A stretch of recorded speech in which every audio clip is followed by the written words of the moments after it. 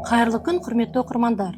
Бүгін біз Жетісу өңірінің ғана емес, ұзақ жылдар бойы қаламын адал ұстап, өмірін шындық пен әділдікке арнаған бір туар азаматпен сұхбаттасатын боламыз. Қазақстан Республикасының мәдениет қайраткері, Қазақстанның құрметті журналисі, Қазақстан журналистер одағының мүшесі, Қаратал ауданының құрметті азаматы Жұмахмет Жайлаубайұлы арнайы сыр сұхбатымызға қош келдіңіз.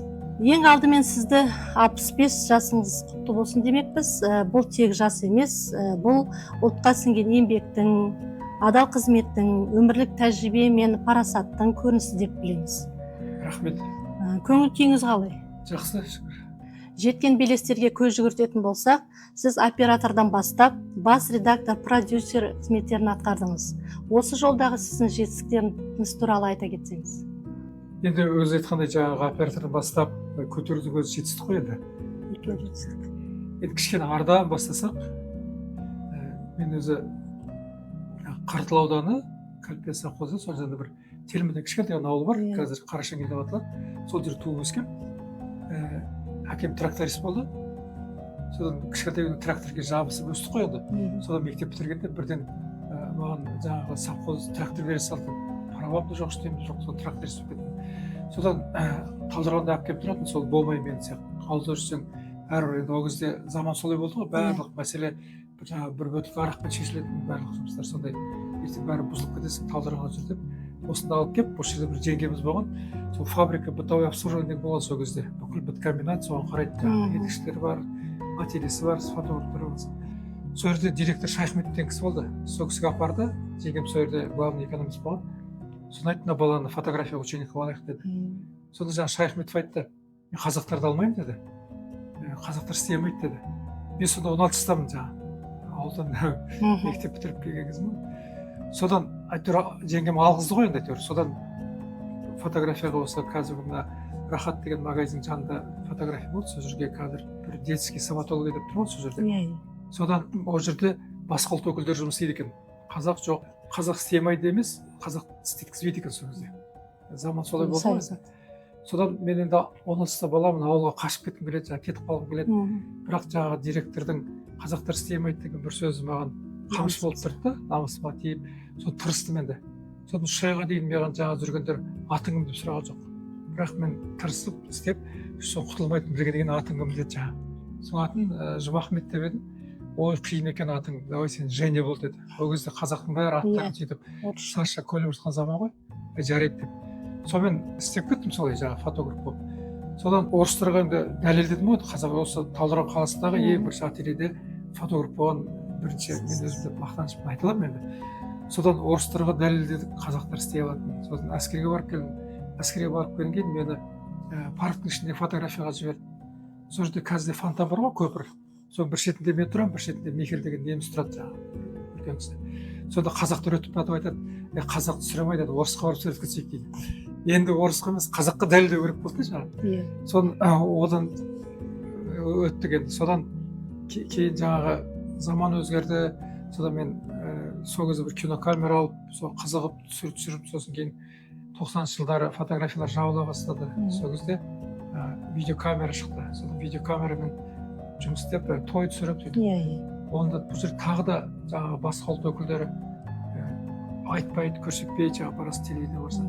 Содан Борсовка деген Наталья Васильевна деген журналист болды. Сол пресс-служба акима деген осы жерде қалада Бижан деген қаланың әкімі болды. Ол кезде облыс орталығы көшіп кеткен. Сол жерде біз әкім Сағат деген бір хабар жасап жүрдік. Ол Дидар деген хабардан шықты. Ол жерде де жаңағы басқа ұлт өкілдері болды. Тағы да сол замандағыдай маған солай жасағысы келді. Бірақ ол кезде мен енді 40-қа келіп қалғанмын. Ол кезде өзім біреуге әңгіме айтатын жағдайда. Сондықтан тез тіл табысып кетті ол кезде. Қазір енді сол замандағы басқа ұлт өкілдерінің бәрі біразы отын кетті, біразы енді көшіп кетті. Сол қалғандар көшеде кездесіп қалса бір туысқанын көргендей, бауырын көргендей жылы қарсы алып бір амандасып жатамыз, шүйіркелесіп. Сол менің жаңағы телевидениеге келу жолым сол фотографиядан басталды. Содан 2001 жылы облыс орталығы статусын алып, қайтадан Талдықорғанға көшкен кезде Жетісу каналында бірге көшіп келді ғой. Сол кезде мені жаңағы Борсовка марқұм бірден сол жерге операторға барды. Содан мен жұмысымды операторға бастадым. Тура осы 2001 жылы 2 қазан күні біз осы бірінші жаңалықтар жасап жетісудың ол кезде мына телекомның үстінде сағаты бар ғимарат бар ғой мына сол жерде дидар деген вышкасы болды, сол жерде отырды олар. Мен сол жерге жаңағы камера кассетаны апарып беріп біздің жетісудың ең бірінші жаңалықтары сол жерден шықтық біз хабар көлемінде. Сөйтіп басталды жұмысым. Содан оператор болып жүріп біз ғимаратқа ауысқан кезде мен жаңағы марқұм Наталья Васильевна айтатын, бізде осы басқа ресейлік алдарында демалыс күндері патриархтар сөйлейді, жаңағы поптар сөйлейді, бізде бір жұма күні бір 5 минут болса да уақыт берейік, жаңағы кімді сөйлетейік деп жаңағы имамды. Сөйтіп жүрген кезде мен өзі оператормын, содан иманшар деген хабар ашылды. Оны ең бірінші Гүлжан Мақұлжанова бастады, одан Тұрсынбек Айтбек деген ағамыз жалғастырды. Бірақ ол кісілер енді діннен хабарымыз жоқ екен, қиын екен деп, содан Борсынке мені шақырып алды да, осыны сен бастап едің ғой, сенің идеяң болады, сен жүргізеді. Мен өзім оператормын, журналист емеспін. Содан намыстанып, жаңағы қолымнан келетін тағы да дәлелдеп, соны сөйтіп бастап журналист болып хабар жүргізіп кеттім. Сол иманшар хабарын мен 7 жыл жүргіздім. Ол кезде интернет жоқ, діни әдебиет мүлдем жоқ. Бірақ әйтеуір имамдармен сөйлесіп жүріп, ізденіп жүріп, осы сіздер кітапханаға келіп, талай кітаптарды ақтарып жүріп, содан хабар сәтті болды, сол кезде көрермендер де жақсы болды. Енді былай қарап отырсақ, менің өмірім үнемі сол бір дәлелдеумен келе жатқан еді, дәлелдеумен келе жатыр. Содан мен жаңағы оператор болып жүріп, осы хабар жүргеннен кейін бізде директор ауысты да, Серік Ахмет деген кісі келді Алматыдан. Сол айтты, сен енді журналист ауысашы деп журналистқа ауыстырды. Содан мен жаңағы журналист болып бір 3 айдан кейін мен алды да жаңағы қазақ редакциясына аға редакторға ауыстырды. Мен кеше ғана журналист болдым, мен қайтып аға редактор болып, сен маған көмектес, бір жағыма шық деп бана кісі қоймай қойды. Содан жаңағы күнделікті бірге жүрген әріптестерім өзі қарсы болды. Диплом жоқ деген әңгіме айтты. Сол күні шықтым да барып, Жолдасбекке документ тапсырып, 44 жасымда оқуға түсіп, 48 жасында диплом алдым. Сонымен енді бүкіл өмірім біреуге бір дәлелдеумен келе жатырмын да. Мен енді ол кісілерге өте ризамын енді. Егер сондай адамдар болмағанда, өмір жеңіл болып кеткен кезде, мүмкін мен бір осындай бір жетістіктерге жетпеген болар едім. Сол кісілерге дәлелдеумен, сол бір үнемі бір сүрініп кетпейін, қалып кетпейін деп өзімді өзім қамшылаумен, осындай бір бүгінгі деңгейіме жеттім деп ойлаймын. Сондықтан ол жаңа айтып отырған қызметтердің бәрі де әрқайсысының өзінің бір қиыншылықтары болды кезінде. Түсінгенде болды, түсінбегенде болды, бірақ енді әйтеуір абыроймен атқардым деп ойлаймын. Өйткені қазір осы сен сол кезде сөйтіп едің, бүйтіп едің деген адам әлі өзімнің алдынан шыққан жоқ, естіген жоқпын. Бәрекелді аға, көп рахмет. Енді бағана өзіңіз де айтып отырсыз ғой, жаңағы Иманашар деген өзіңіз авторлық телехабарыңыз, сонымен қатар шаңырақ, ой түбінде жатқан сөз, ой түрткі, тіл тағдыры сияқты осы телехабарлардың да авторысыз. Әрі өзіңіз жүргізуші болдыңыз. Осы жоба сіз үшін несімен маңызды, несімен ерекше болды? Бұл енді сіз айтып отырған хабарлардың бәрінің авторы мен өзім болғанмен, сол жерде шаңырақ деген хабар болды. Ол жаңағы 5 адам отырып талқылайтын дөңгелек столда. Ол хабардың авторы Бейсен Құранбек болды. Сол кісі сол идеяны айтып, маған сен жүргіз деп соны берген болдым.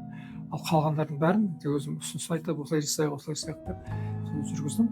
Енді біздің бүгінгі осы телеарнасы журналистерден біздің бір бақытымыз деп айтамын, артықшылығымыз деп айтамын ба, біздің заманымызда телевизор көрді ғой. Ол кезде интернет жоқ, тикток деген жоқ, ютуб жоқ. Сондықтан бәрі амалсыз жаңағы телеарнаны көрді.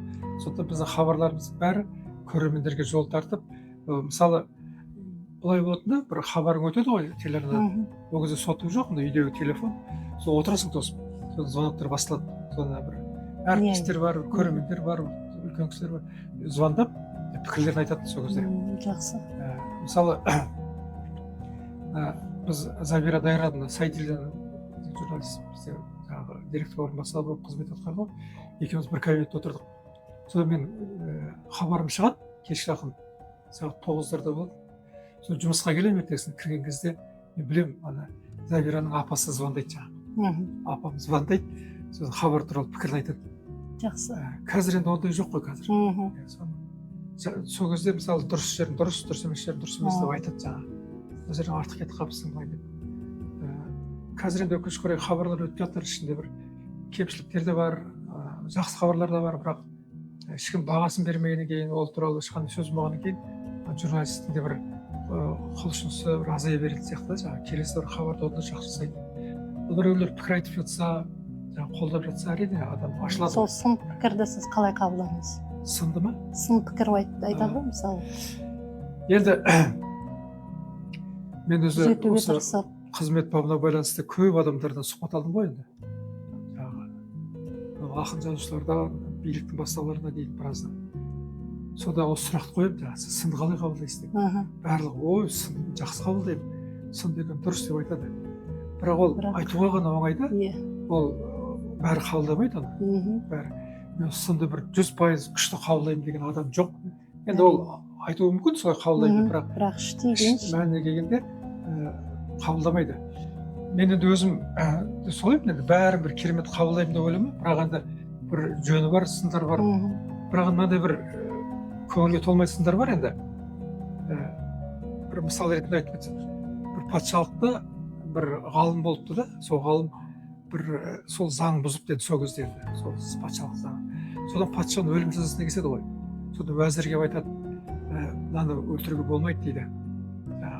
Бұны біз алып қалайық, бұның еңбегін пайдаланайық, халыққа да бізге де керек.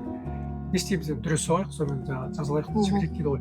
Сонда патша айтады, жақсы, менің онда бір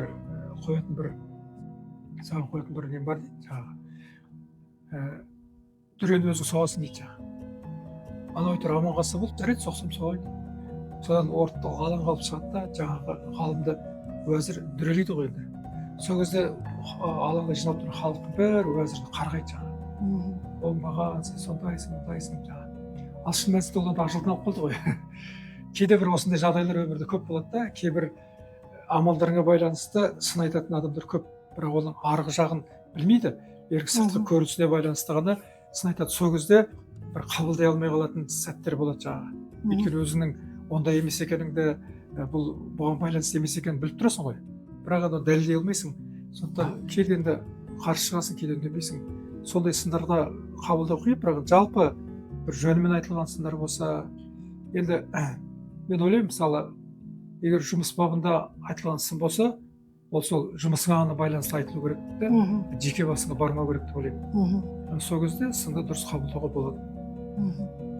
Енді мына сіз журналистикамен қоса, мынау көңіл таразысынан өткізіп, көпшілікке осындай ой сарай атты кітабыңызды ұсынған екенсіз. Осы сіздің алғашқы кітабыңыз, бізге сыйға тартқансыз. Сіз осы кітабыңыз туралы айта кетсеңіз.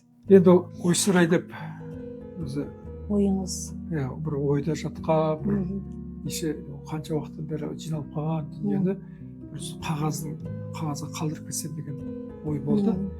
Содан бұл мен 60 жасыма қарсы дайын, 60 жасыма қарсы дайын тұрған, бірақ кешігіп шықты. Өйткені 2 жыл әкімнің қолдауымен шығады деп комиссиядан өтіп, бәрінен өтіп, ең соңғы таспаға барады деген кезде таспаға сөз етері қалқап жүрді. Содан бұрынғы осы Алматы облысының әкімі болған Серік Әбікенұлы ағамыз қолдау көрсетіп, қаржылай көмектесіп, осы кітап шықты. Бұл енді бір әдеби, бір әңгіме кітап емес, бір сын да емес бұл жерде. Бұл ой салу да. Мысалы, мен өзім бұлай байқадым өмірде. Мынандай бір парадокс бар да. Ақылды адамдарға сенің ақылың керек жоқ. Ал ақымақтар сенің ақылыңды тыңдамайды. Бір парадокс бар да. Сондықтан біреуге ақыл айту, нотация, жол көрсету деген менің ойымда болған жоқ. Бұл жердегі басты мақсат ой бөлісу болды.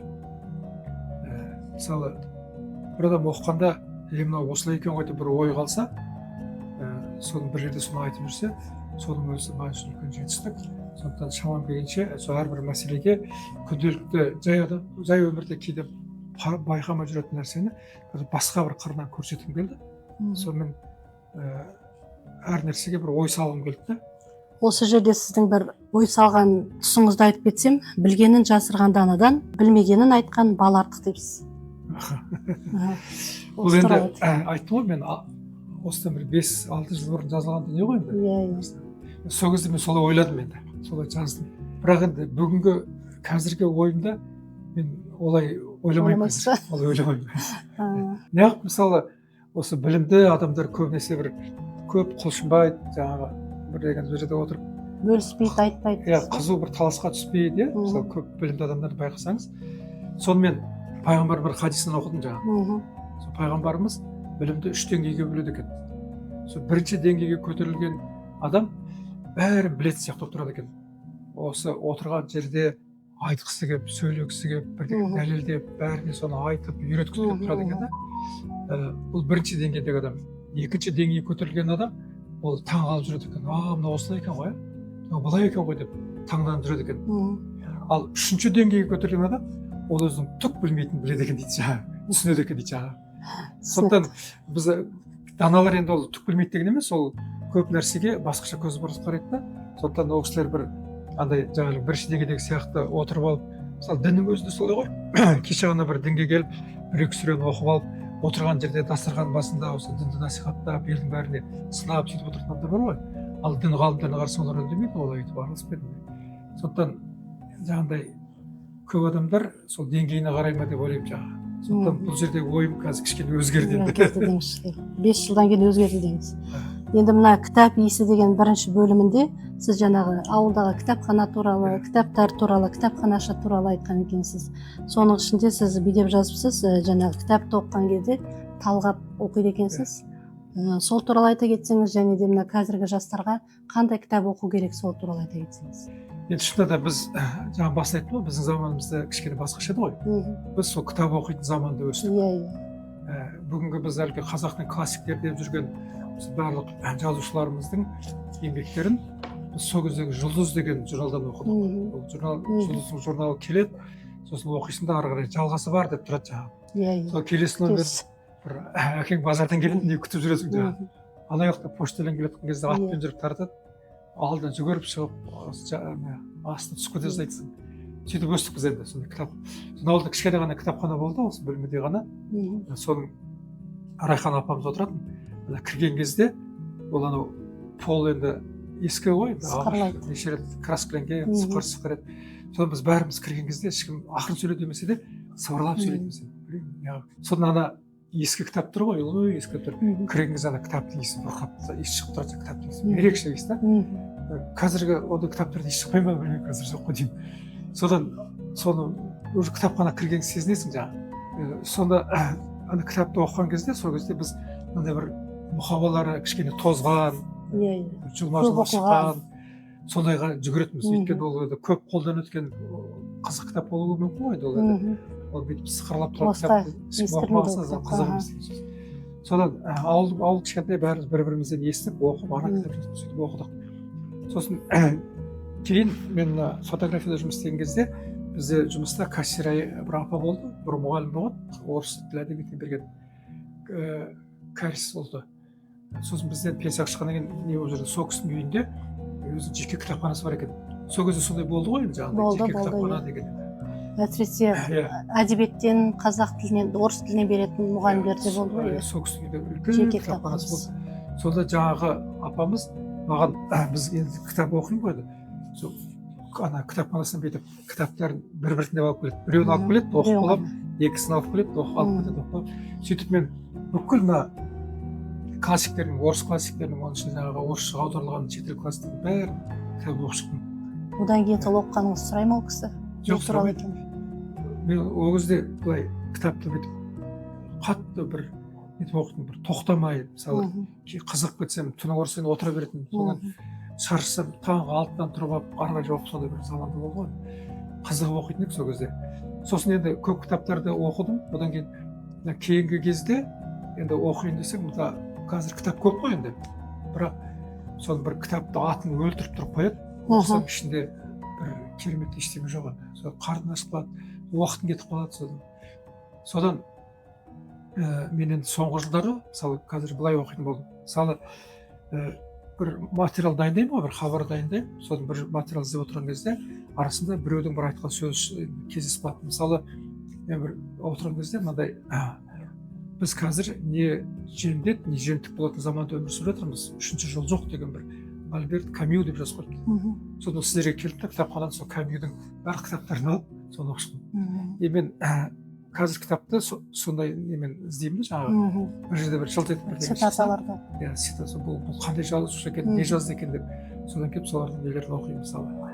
Сондай өзім қазір сондай бір не қойып алдым, өйткені былай келіп бір кітапты алып оны оқу, ішінде не бар не жоқ білмейсің ғой, қазір кітап көп. Сондықтан сондай бір өзім бір әдіс. Оны қай жерден көріп қаласыз? Инстаграмнан? Мен мысалы қазір хабар дайындаған кезде, мысалы бір тақырыпқа байланысты хабар іздеген кезде, бұл енді жаңағы әлеуметтік желіден іздейсің ғой енді.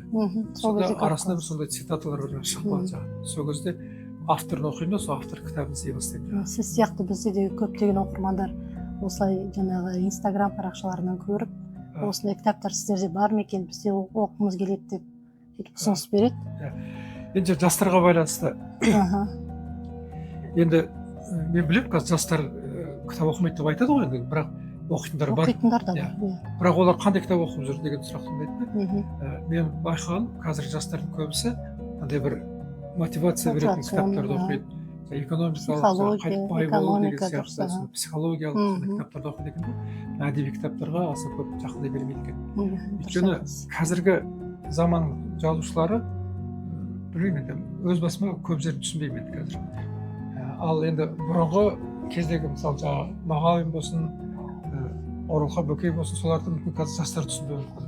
Өйткені тілдері әдеби ғой жаңағы. Содан кейін мүмкін нетемі. Енді бірақ андай ертең журналист боламын, жазушы боламын деген жастарға сол кітаптарды оқу керек деп айтар едім. Өйткені Оралханды оқыған сайын тіл байлығың артады мысалы. Сосын кейін мына Мұхтар Мағауиннің Мен деген кітабы бар ғой, сіздерде бар ғой? Бар.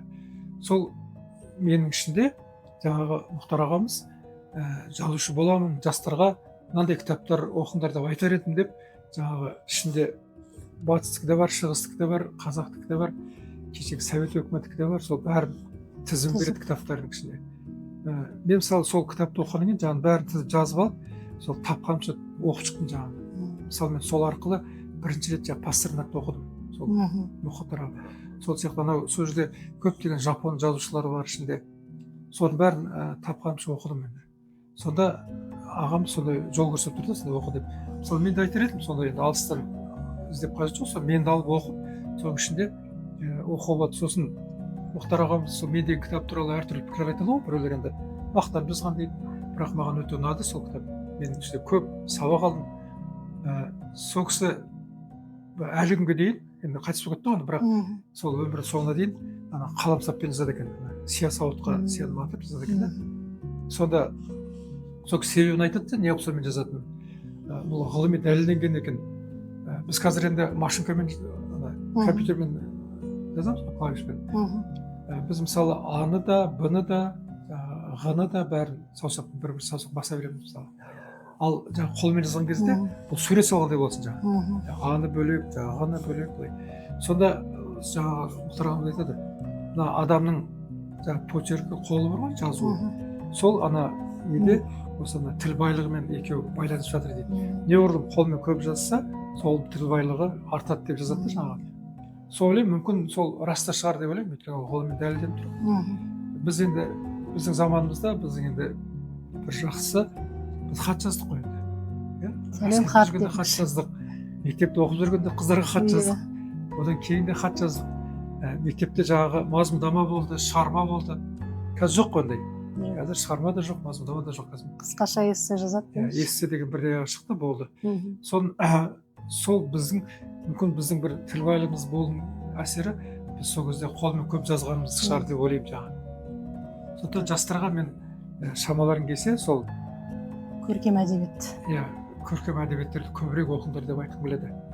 Мына Бекжан Тұрсын деген актер бар ғой, Бекжан Тұрсын. Соның бір сұхбатын естіп қалдым да осылай. Сонда ол айтады, қазір өте дарынды, талантты жастар көп дейді жаңағы. Сол өзінің саласын айтып отыр ғой. Бірақ дейді, іштері бос дейді жаңағы. Талантты дарыны бар, бірақ ар жағында жоқ дейді, өйткені кітап оқымайды дейді жаңағы. қысқа ғана жаңағы Иә. оқиды ғой, үзінділер Олар ғана. бүкіл классиктерді мысалы шетелі бар басқа оқыса оның іш байлығы болар деді. Мына Сағат Әшімбаевтың мынандай бір сөзі бар. Әсіресе мына журналист боламын деген жастарға айтар едім.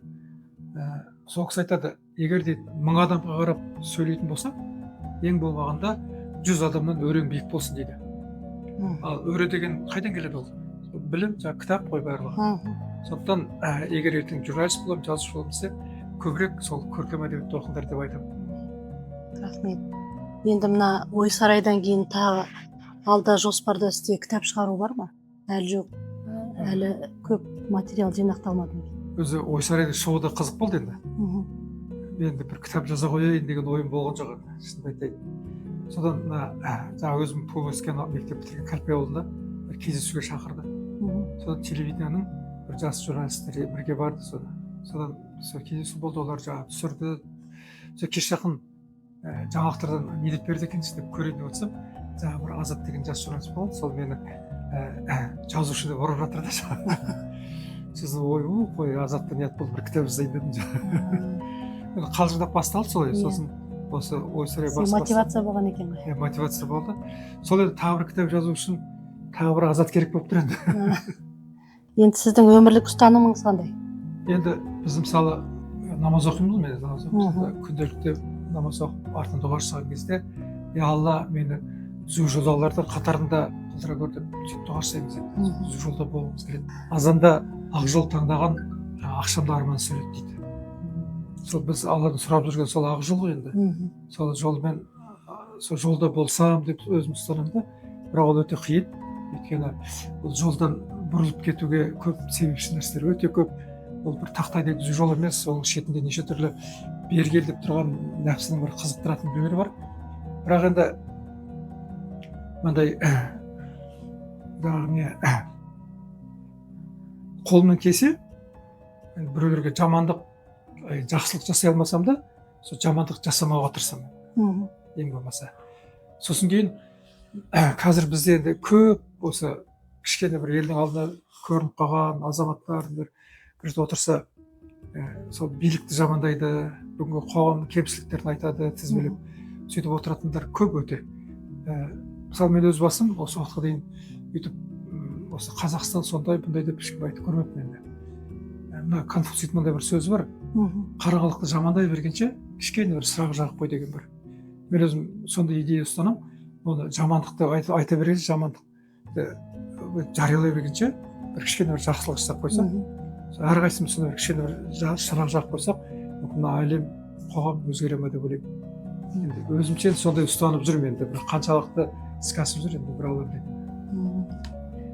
Енді алда қандай жоспарыңыз бар? Немен айналысып жатырсыз? Енді былай, мысалы осы жас кезімізде көп естідік енді. Бір ағаларымыз айтты, осыдан зейнетке шығғаннан кейін бәрін қоямды отырып жазамын. Талай дүние жиналып қалды, сөйтіп қалды, бүйтіп қалды деп жазамын. Сол қазір өзім осы жасқа келген сол кісілер алдында біраз өмірден өтіп кетті, біраз жүр ғой. Бірақ бірдеңе жазып тастаған көрмедім енді. Соған қарағанда кейін жазамын, пенсияға шыққан жазамын деген бос сөз сияқты. Егер сен 60-қа дейін бірдеңені тындырып тастамасаң, жазып тастамасаң, 60-тан асқаннан кейін барып отырып жазамын деген жай әңгіме болып тұр енді. Сондықтан мен енді алда мен сөйтіп кітап жазамын, бірдеңе жазамын деген енді өйтіп ауыз толтырып айта алмаймын енді. Бұйырса, Алла Тағала бір денсаулық беріп жақсы жатса, тағы бір ой сарайдың 2-ші бөлімін шығарсам ба деген өзім ойым бар. Оның бәрі бір Алла қолындағы дүние енді. Мысалы, мынандай бір Есболат Айдабосын дегенді білесіздер ғой. Содан бір сұхбат алғанда, сол айтады, нашар кітаптар дейді, нашар жазушылар менің жазушы болуыма мотивация болды, мен солар мені алдыға итерді деп дейді. Мен жаман кітапты оқыған кезде үйімнен мен өзім де жаза аламын ғой деп ой келді дейді. Ал жақсы кітап оқысам, мен басылып қаламын деп дейді жаңағы. Бұны мен қолымнан келмейді ғой деп дейді. Сондықтан мен енді олай ойламаймын енді. Мен керісінше бір жақсы дүниелерді оқығым келеді жаңағы. Сондықтан артыма да сондай бір жақсы бірден қалдырып кетіп келеді бұйырса енді. Бұйырса күтеміз енді ой сарайдың 2-ші бөлімін. Жақсы. Енді сізге көп рахмет. Осылай бір ауыздан біздің сұхбатымызға келісіп, келіп сұхбат беріп отырсыз. Сізге шығармашылық табыс тілейміз. Рахмет. Біздің осы кітапханамыздың тұрақты оқырманы бола беріңіз, келе беріңіз. Сізге әрдайым материалдар, керек дүниелер тауып беруге дайынбыз. Рахмет. Рахмет. Сіздерге де рахмет енді. Шақырғандарыңызға сол оқырмандарыңыз көп болсын. Рахмет. Жемісті болсын. Аумин. Құрметті оқырмандар, бүгінгі біздің сұр сұхбатымыздың қонағы Жұмахмет Жайлаубай ағамыздың осы айтқан ойлары, пікірлері, сұхбаты сіздерге әсерлі болды деп ойлаймын. Сау саламатта болыңыздар.